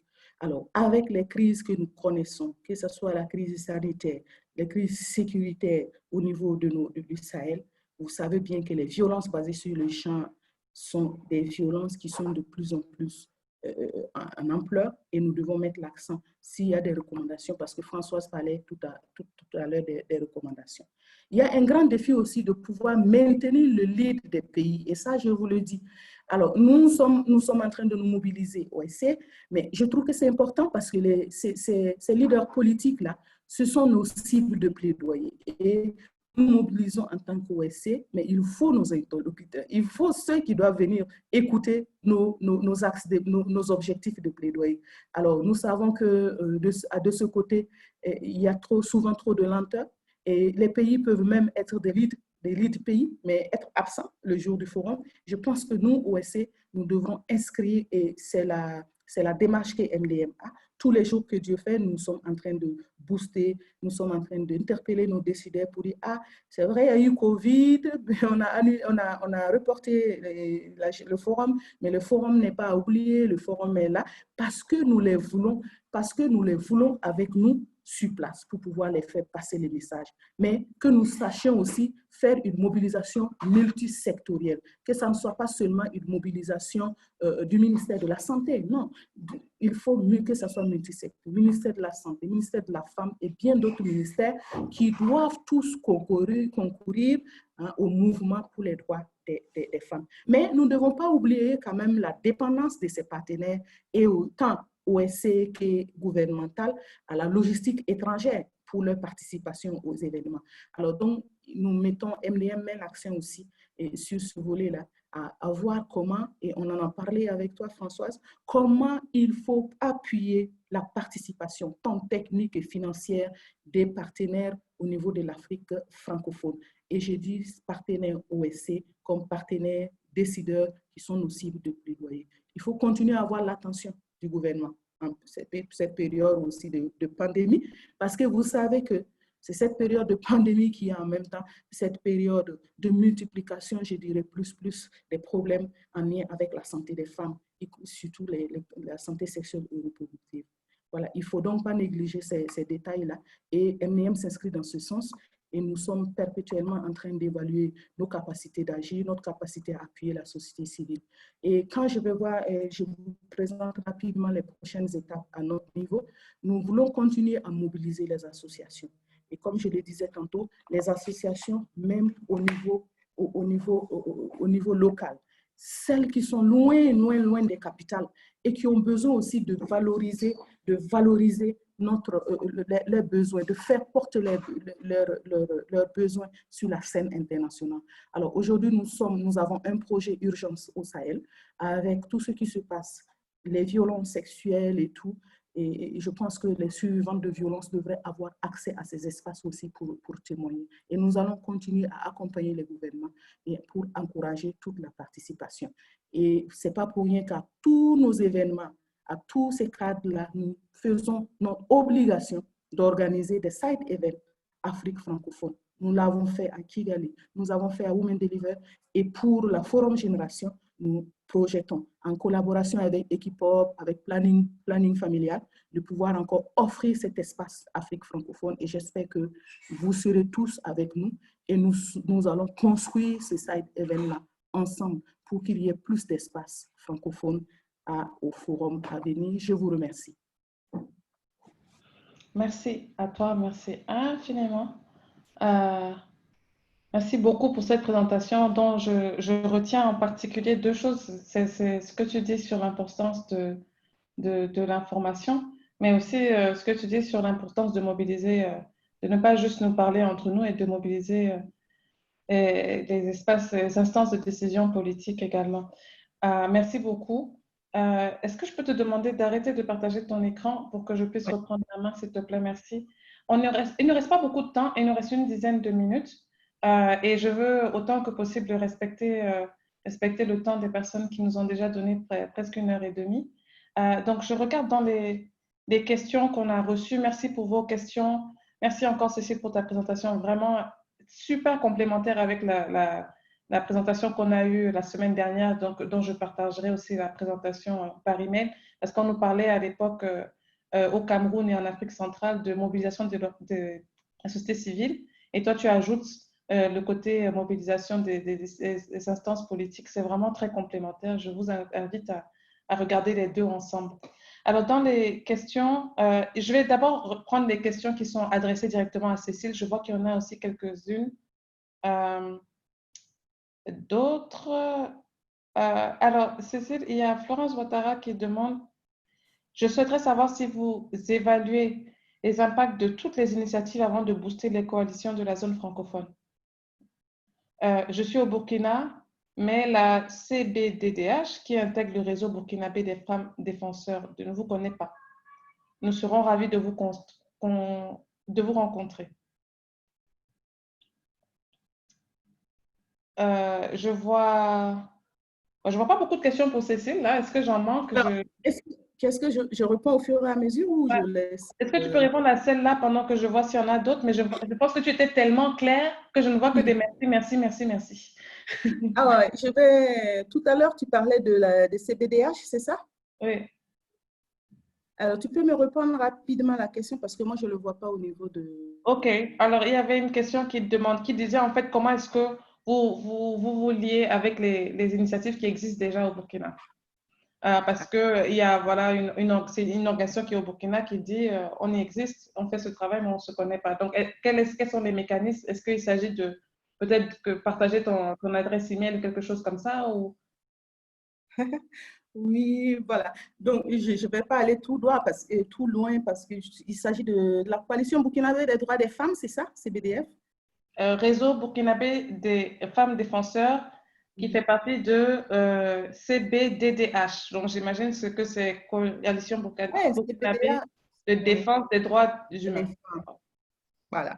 Bon, c'est ça aussi la spécificité de Burkina. Hein. C'est une pluralité de partenaires, une grande mobilisation des OSC, mais on se dit qu'on ne se connaît jamais alors qu'on fait partie des mêmes réseaux. Parce que les réseaux que vous citez là, la Coalition des droits des femmes, nous connaissons bien ce réseau, nous travaillons. Et dernièrement, nous avons fait une analyse genre, n'est-ce pas, pour un projet sur les VBG et nous travaillons beaucoup. Je vois Hortense Douguet qui est bien connectée.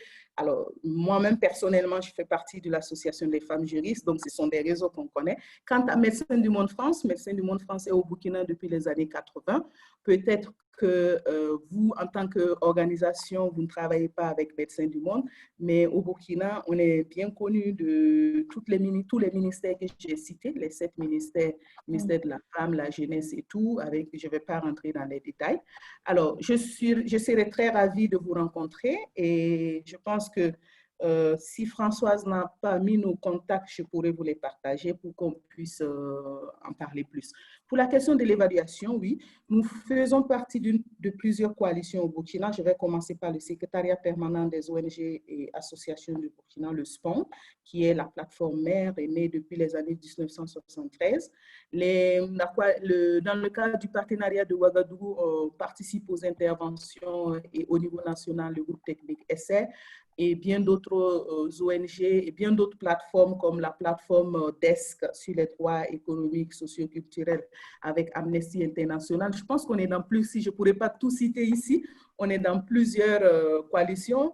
Et le problème au Burkina aussi, c'est la richesse de l'espace communautaire. Et on se rencontre, bien sûr. Moi, je vous connais très bien. Je connais aussi votre structure. Mais je serais très ravie que vous puissiez prendre rendez-vous. On prend rendez-vous et que je vous présente largement ce que MDM fait et quels sont les OSC qui travaillent avec nous, que ce soit au niveau de la capitale et dans les régions les plus reculées du Burkina. Voilà. Merci beaucoup. Écoute, Cécile, oui. ta présentation était tellement claire que je ne vois pas d'autres questions pour toi. Par contre, il y a d'autres questions qui se sont ajoutées pour par rapport aux présentations précédentes. Merci encore. Je vais m'assurer de partager aussi ta présentation pour les personnes qui n'ont pas pu être là et celles qui sont là qui aimeraient les partager avec leurs collègues aussi. Parfait. Je vois une question qui dit, il y a plusieurs questions, une ou deux questions sur nos voix comptes. En particulier, quelles sont les perspectives de nos voix comptes après le forum? Il y a deux questions comme ça. Il y en a une de Hélène Yinda et une autre qui nous dit c'est un projet SMART dont on voit l'échéance, le forum et après. La vérité, c'est après, c'est ce qu'on aura décidé. C'est-à-dire qu'on considère que c'est une première phase. Je pense, en tout cas, on se prépare pour une première phase. Mais ce qu'on voit déjà dès maintenant, c'est qu'il y aura un besoin parce que le travail du forum, il y a tout un travail qui vient après. Après, ce ne sera pas nécessairement coordonné et piloté par la Fondation Batonga. Ceci n'est pas décidé. Mais le but, c'est de créer une dynamique qui peut aller au-delà du forum. Massin, je ne sais pas si tu veux ajouter quelque chose à cela, mais je pense que c'est très important de se dire, on crée une impulsion et c'est pour ça qu'on parle de co-création, en fait, qu'on puisse après avoir une responsabilisation qui est faite de tous les participantes et toutes les participants et qu'après, on puisse avoir un suivi au niveau national. Massin, qu'est-ce que tu veux rajouter quelque chose à ce sujet? Micro. Oui, je crois que justement, nous sommes trop habitués au niveau des francophones à ce que quelqu'un fasse tout et nous le présente. Et nous, on mange, et puis ça s'arrête là. Mais cette fois-ci, ce n'est pas ça la méthode. Françoise dit co-création. Donc, on veut faire tout ensemble avec vous. C'est pourquoi c'est nos voix comptes. Ce n'est pas nous qui vous imposons nos points de vue. On ne vient pas simplement recueillir vos points de vue pour aller le répéter, mais on veut tout faire ensemble avec vous. Donc, sachez que il n'y a pas quelque chose qui est déjà complètement préparé. On va mettre les idées ici, on va tout faire ensemble et chacun, selon nos moyens, on va le décentraliser. Il y a une question sur comment le groupe multi-acteurs est constitué. Je peux rapidement? Et puis une autre sur est-ce qu'en dehors des organisations internationales, est-ce qu'il y a des organisations nationales qui ont commencé par porter ces questions, par faire du plaidoyer? Je vais dire ce que je peux, mais je crois que c'est aussi une opportunité pour nous, à travers nos voix comptes, de découvrir ce que les organisations sont en train de faire sur le terrain. Là, nous avons découvert la dernière fois une organisation Cameroun. Aujourd'hui, nous découvrons ce que Médecins du Monde fait. Nous espérons que nous aurons soit d'autres opportunités à travers le webinaire ou bien à travers des organisations qui écrivent directement à Françoise et à nos voix comptes ce qu'elles font et qui seront mis en exergue sur le site web de nos voix comptes. Mais on veut découvrir ce que d'autres francophones font déjà et on veut encourager plus de francophones à initier des actions pour pouvoir intervenir. Le groupe multi-acteurs, comme on l'a dit, c'est composé de représentants de gouvernements. La liste est sur le site web de ONU Femmes. Françoise va partager le lien dans son email réponse. C'est composé de représentants de gouvernements, de représentants de la société civile. Angélique Kidjo est aussi dans le groupe en tant qu'influenceuse. Donc, c'est composé aussi de représentants des influenceurs. Et c'est vraiment un groupe multi-acteurs. Le secteur privé est aussi représenté, etc. Ouais. Merci beaucoup. Je vois juste très rapidement, il y a une question de Sike Billet qui demande est-ce qu'on peut identifier les besoins des femmes et des filles à partir des 12 domaines de Beijing? Pour l'instant, ça a été pris en compte par les instances organisant le forum et ils sont arrivés à un groupe de 6 thèmes et je pense que ces 6 thèmes, ils ont réussi à dispatcher les 12 domaines de Beijing là-dedans. Mais ce qu'on peut faire, c'est si tu as des questions plus précises, c'est que n'hésite pas à m'envoyer un email pour qu'on regarde dans le détail exactement ce que tu veux dire et si je peux répondre de façon plus claire. Et il y a une question sur est-ce qu'on peut intégrer la fondation à titre d'association ou à titre individuel. C'est Bintou Mariam Traoré qui pose la question. J'imagine que c'est par rapport à nos voix comptes. Oui, on peut intégrer nos voix comptes à titre individuel, mais pas la fondation Batong. Donc, nos voix comptes, c'est ça qui est une initiative collective. Et n'hésitez pas à vous inscrire. Il y a un lien qui circule dans le chat et que j'enverrai également par email si vous souhaitez rendre vos coordonnées disponibles aux autres personnes qui pourront vous contacter. Comment est constitué le groupe multi-acteurs? Ça, c'est une question pour toi, Masson.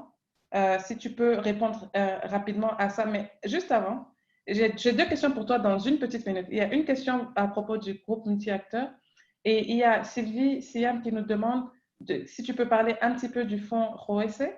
Mais il y a une question pour Cécile de la part de Rosalie. Cécile, tu veux la lire et répondre, s'il te plaît? Juste à toutes les deux, je veux juste vous dire, il est déjà 17h30. Donc, je voudrais quand même qu'on réponde aux questions et que je puisse expliquer les next steps. Donc, excusez-moi si je dois vous bousculer un peu, ce sera obligatoire, mais sans plaisir. Ouais. Alors, oui, je pense qu'il y a Rosalie qui pose la question de savoir si, à part Médecins du Monde et K-pop, est-ce qu'il y a d'autres organisations féminines qui réalisent ou qui mènent les activités, voilà, qui portent le plaidoyer aux côtés de nos ONG? Mais bien sûr. Alors, comme je le disais, je parlais de coalitions. Je parlais beaucoup de coalitions au niveau national, mais je n'ai pas cité toutes les ONG nationales et aux associations. Mais il faut savoir qu'il y a plusieurs profils. J'ai déjà parlé de l'Association des femmes juristes du Burkina, j'ai parlé de l'Association des gynécologues et obstétriciens, la SOGOP, il y a l'Association des sages-femmes et magnéticiens, on a les profils journalistes et communicateurs parce que dans la coalition, nous avons une association de journalistes et il y a le mouvement d'action des jeunes de l'association burkinabé pour le bien-être familial. Il y a les jeunes ambassadeurs pour la planification familiale que vous savez relève du partenariat de Ouagadougou, réseau dans le cadre du partenariat de Ouagadougou. Donc, au niveau terrain, au niveau local, vous avez aussi des organisations féminines, des groupements et des coordinations de femmes, vraiment à profil diversifié, que je ne pourrais pas tout citer ici, mais je peux vous confirmer que à côté de ces ONG internationales, et le travail de MDM, et comme bien d'autres ONG, c'est de booster et d'amener ces OSC-là à travailler, à mobiliser les autres. Ce n'est pas que nous prenons leur place pour. Nous montrons la voie, nous les capacitons, l'appui technique et financier, et après, ce sont ces OSC. Aujourd'hui, beaucoup de ces OSC sont sur les réseaux sociaux. Si je prends les associations de jeunesse et tout, et bien d'autres avec des activités au niveau national, parce que nous, au niveau médecin, et d'ailleurs, j'ai organisé une rencontre pour le 30 juillet pour lancer le programme de plaidoyer sur le cancer du col de l'utérus au niveau des médecins du monde. Et ça va être encore une occasion pour parler du forum et bien sûr d'autres OSC qui vont mettre en œuvre les activités dans le cadre de ce projet-là, vont aussi se saisir et voilà, mobiliser d'autres. Donc, c'est la technique et l'approche de travail inclusive comme ça. Merci.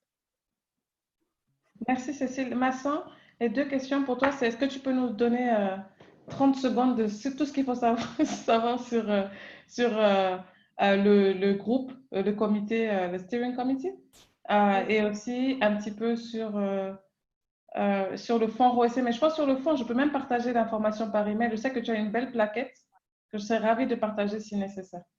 Ok, d'accord. Pour le fonds ROESC, j'ai aussi partagé le lien.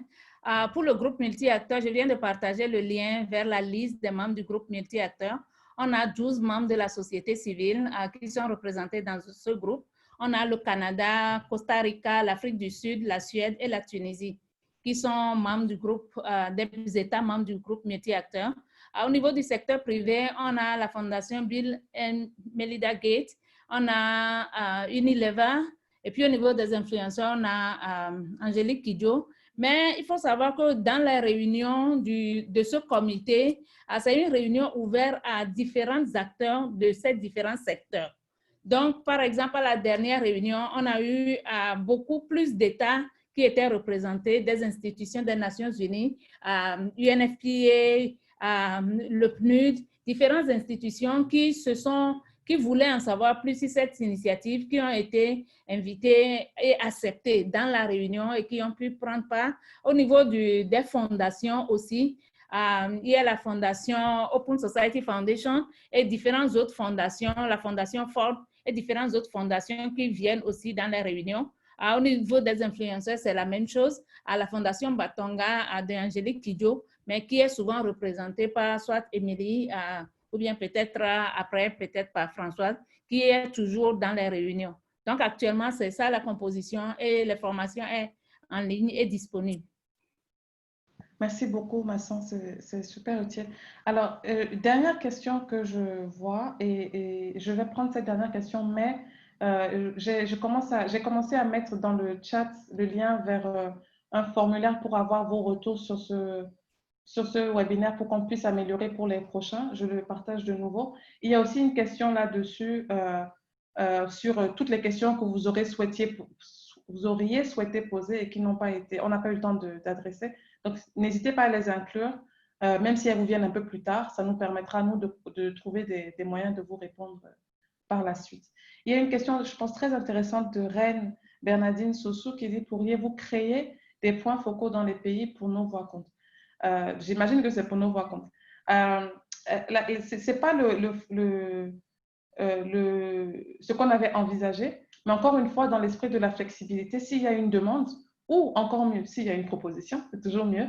Comme disait Masson, il vaut mieux avoir des propositions. Si dans un pays, il y a une organisation ou une activiste qui veut se porter volontaire pour coordonner l'action au niveau national, on ne demande que ça. Et on ne demande que ça et on ne demande que à pouvoir travailler avec cette activiste individuelle ou avec cette organisation. Donc, si c'est le cas, n'hésitez pas à me contacter. Tout le monde a mon adresse email. Elle est aussi, je vous la donnerai de nouveau. Et je pense qu'on pourra travailler ainsi s'il y a une demande pour le faire. Je vois une dernière question sur comment les organisations locales vont contribuer au projet Nos Voix Comptent. C'est comme on a dit tout à l'heure, tout ce qu'on a dit pour la participation, que ce soit la consultation, que ce soit les webinaires, que ce soit tout ce qu'on a dit est applicable aux organisations locales. Il n'y a pas de discrimination qui est faite de ce point de vue. Donc, il n'y a pas une approche particulière pour elles. Je vais vous remercier pour votre temps et vous parler un peu de la suite, parce que je vois qu'on a un petit peu dépassé. Je sais que tout le monde est super occupé, etc. Donc, les prochaines étapes, dans l'immédiat, je vais vous envoyer un mail sous peu pour avec toutes les informations dont on a parlé, toutes les présentations, etc. On vous enverra aussi le lien pour comment revoir ce webinaire qui était aussi diffusé en live sur Facebook parce qu'on sait que plusieurs de nos collègues ont du mal à se connecter sur Zoom. Donc, on vous enverra le lien que vous pourrez aussi partager à vos collègues qui n'ont pas pu se connecter, etc. Je vous demande, s'il vous plaît, de prendre quelques minutes, vraiment, ça prend moins de 5 minutes, pour nous donner vos retours sur ce webinaire. Ça nous aide vraiment à savoir quels sont les besoins, etc. Donc, s'il vous plaît, prenez ces 5 minutes pour nous donner vos retours. Nous avons encore 2 webinaires à organiser en septembre. On veut vraiment faire les webinaires dont vous avez besoin. Donc, s'il vous plaît, si vous pouviez le faire, le lien est dans le chat et il vous sera envoyé par email également. Il y a un formulaire dont le lien est aussi dans le chat qu'on va remettre tout de suite également. Après le premier webinaire, beaucoup d'organisations ont dit on voudrait pouvoir se contacter entre nous. Voilà. nous, en tant que... On a vos emails parce que vous vous êtes inscrit au webinaire, mais légalement, on n'a pas le droit de partager vos emails. Nous respectons votre vie privée. On n'a pas le droit, en fait, de partager vos emails, mais vous avez, vous, le droit. Ce qu'on a le droit de faire, c'est vous donner accès à un formulaire où vous mettez vos coordonnées et que ce formulaire soit accessible à toute personne qui souhaite voir les membres, en tout cas les personnes engagées avec nos rencontres.